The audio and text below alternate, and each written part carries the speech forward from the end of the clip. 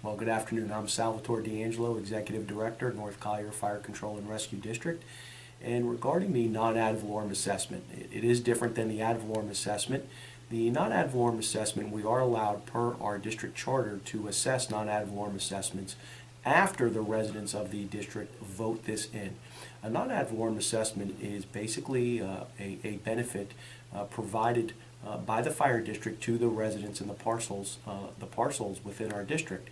And a non-ad valorem assessment, unlike a property valuation, which are the ad valorem taxes, is basically a stabilized fixed fee for our residential dwelling units, and for our commercial, industrial, and institutional and warehouse occupancies, it's based on a square footage.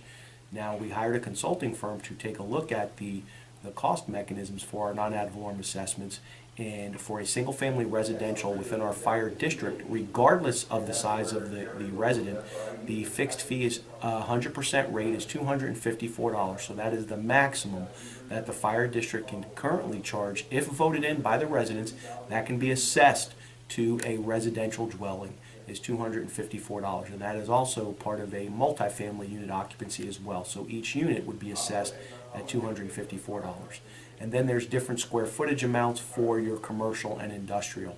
Vacant land, with regards to the parcels in the district, those could be assessed at $90 a parcel. So all vacant land parcels are at $90. And the way the non-ad valorem assessment is derived is they take a look at prior year budgets, and they also take a look at prior year fire calls. Now, only fire calls.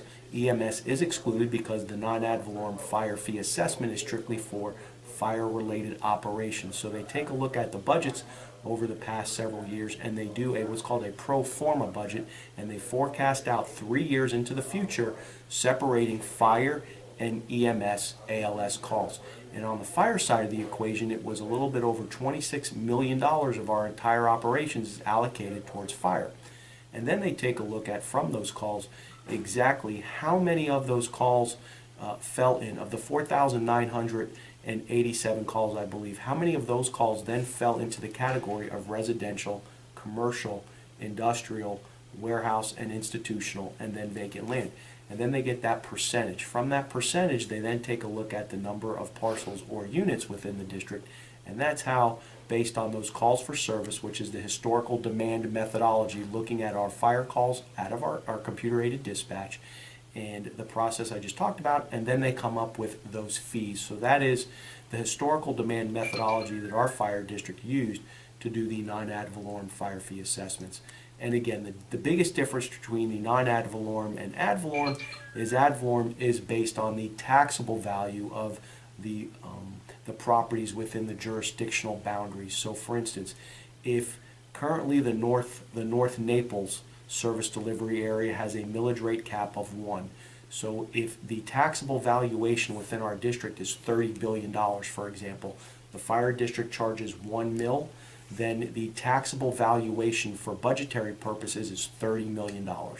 So again, it's based off the taxable valuation of the parcels in our district versus setting a stable fee that is not predicated on the fluctuations in the housing market.